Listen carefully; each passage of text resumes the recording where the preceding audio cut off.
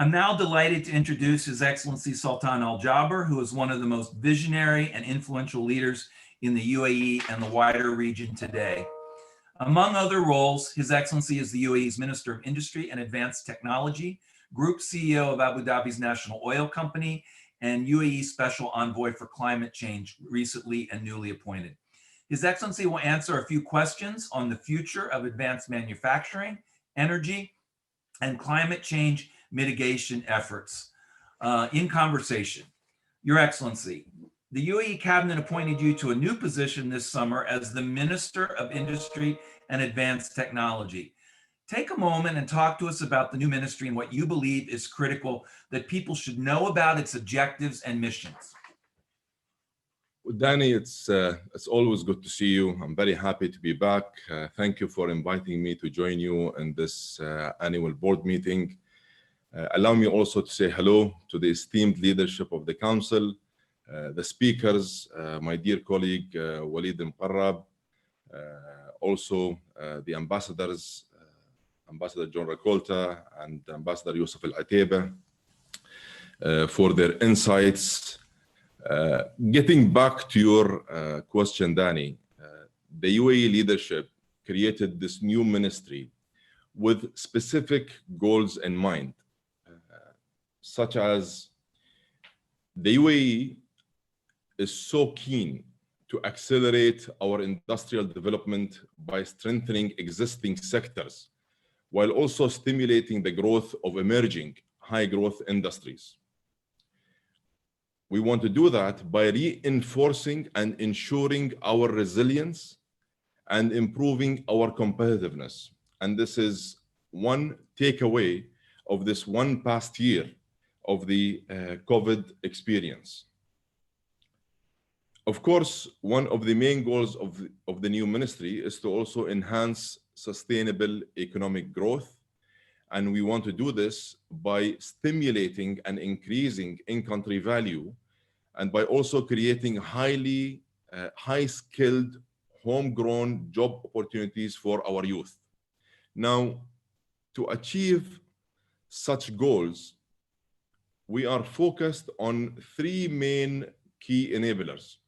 First, connecting existing industrial sectors such as energy, petrochemicals, and manufacturing to create self-sustaining ecosystems that will help establish new businesses and nurture a new culture around SMEs. Second is leveraging technology to enhance new high-value sectors such as health, agriculture, pharma, biotech, life sciences, as mentioned earlier by Walid and Yusuf.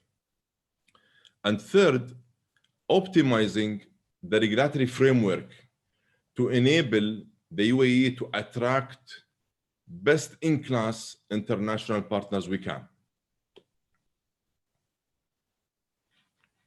Sir, on the last point, attracting international partners, how can our members, how can U.S. companies be helpful in helping you be successful in reaching your goals?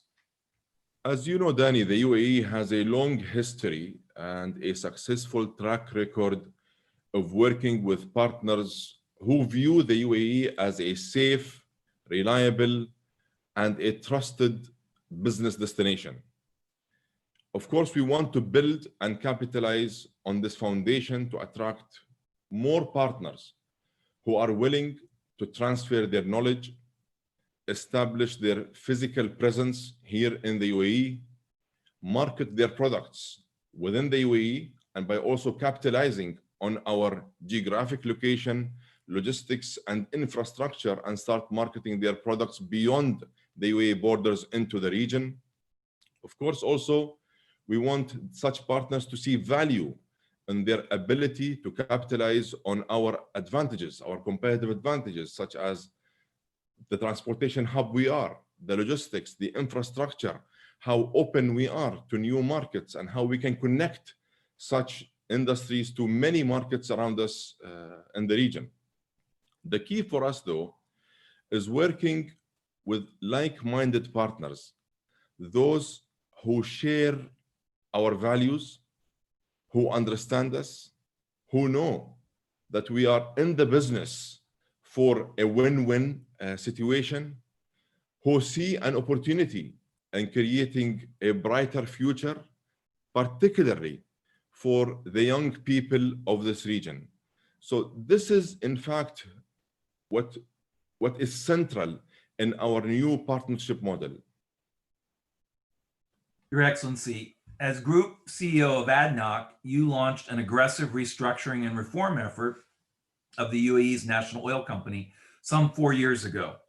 How's ADNOC different today, and how better prepared is it to meet the future? And along with that, helping manage significant organizational change with people is one of the hardest tasks in the world.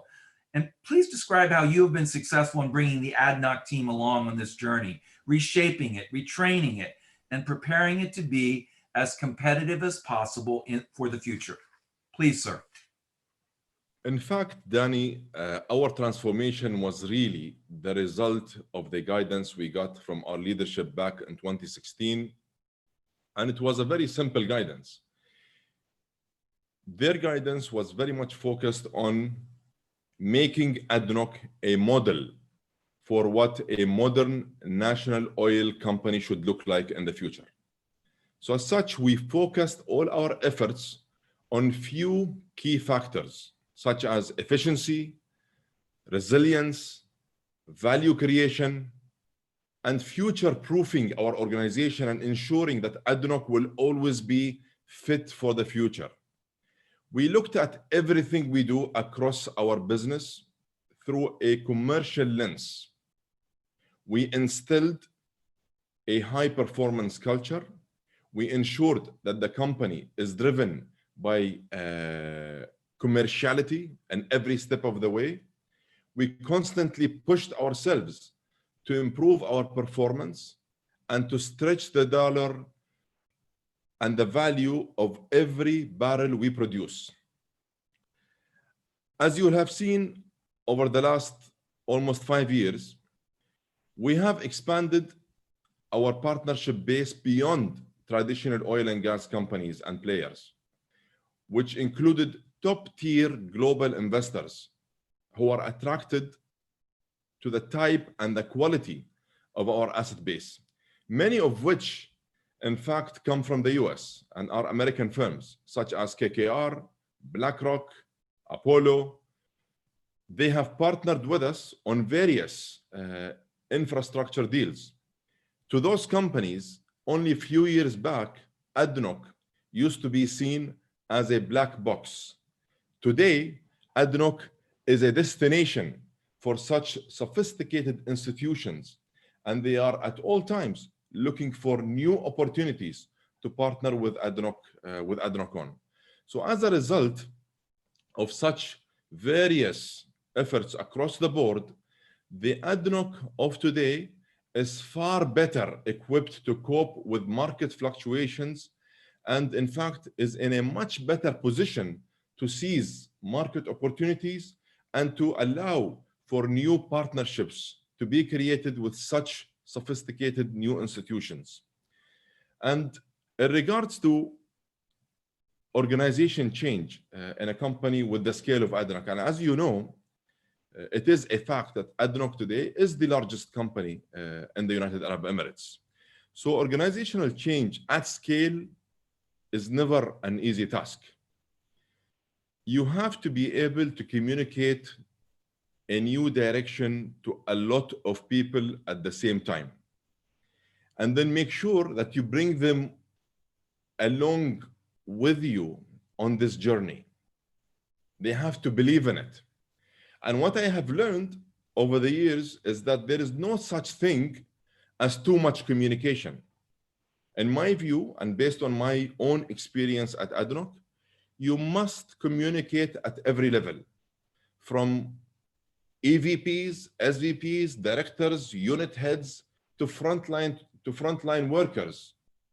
Everyone needs to know what you are trying to do, what you're trying to achieve, and why it matters, not only for the organization, not only for the nation, but for each individual as well. It has to be relevant.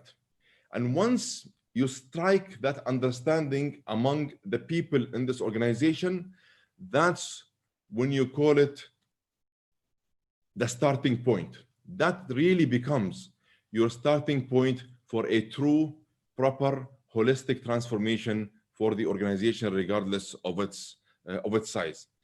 And one of the keys to keeping ADNOC on the right track has been really instilling a culture of continual improvement that rewards initiative, proactivity, high performance, merit, and the spirit of enterprise, while also motivating the organization and encouraging teams to work together and ensuring that you don't work with silos, break down all the silos. In such big organizations, it is natural for such silos to be created over time. So it is a critical success factor to ensure that those silos are broken down. Your Excellency, thank you, and congratulations, because you have been successful in that effort.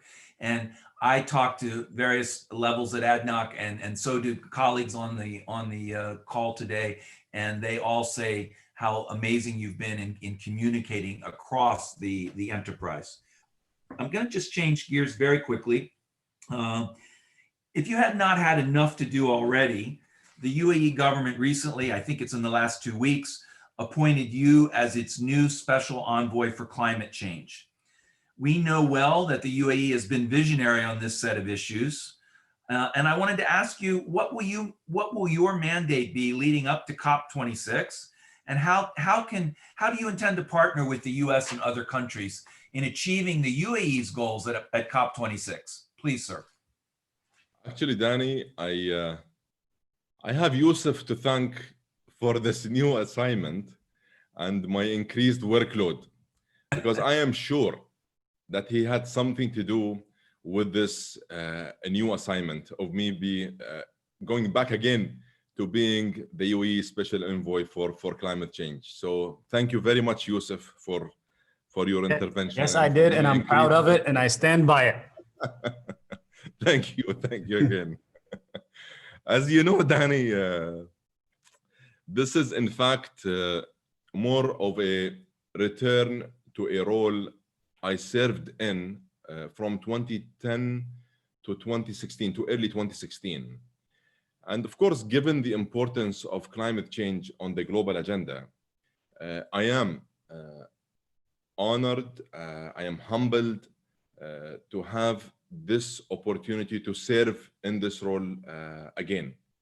And as you pointed out, the UAE has been really at the forefront of confronting climate change for many years, and has leveraged its energy expertise to promote real, true, practical solutions.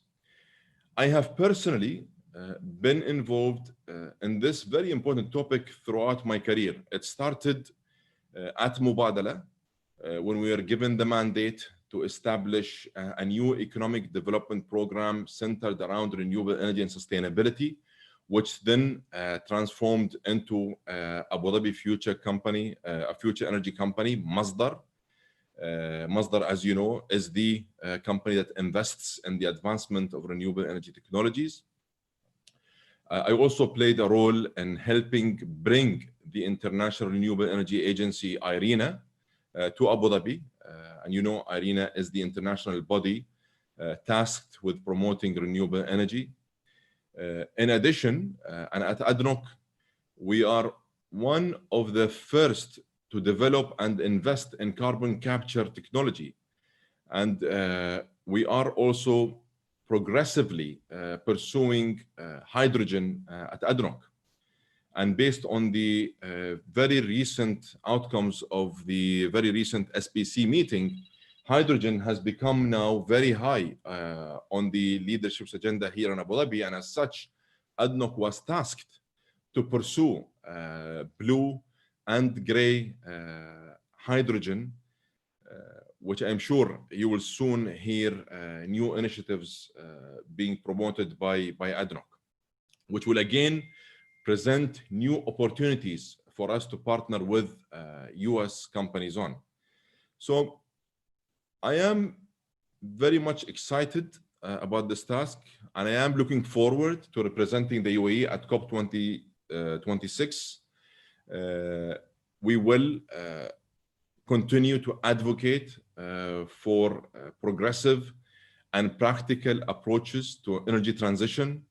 We will continue the promotion of finding new ways to advance the climate agenda with partners from the public and the private sectors. And again, this new opportunity will present another set of opportunities for us to partner with the international community on, and in particular with the United States. As you know, the UAE was the first Gulf country to sign the Paris Accords and the first country in the region to set specific clean energy targets. We have been closely aligned with the United States on energy issues, just as we are on many other regional issues. We worked very closely with the US through the 123 agreement to become the first country in the region to bring clean nuclear energy online. And I am very much looking forward to working closely with the new administration, and in particular with John Kerry, on the climate agenda in the months ahead. Thank you, Dr. Sultan. And I know former Secretary Kerry, now Special Envoy for Climate Change in the US, soon to be Special Envoy for Climate Change in the US, John Kerry, looks forward to working with you as well on these important issues, probably the most important issue, set of issues facing all of us in the world today.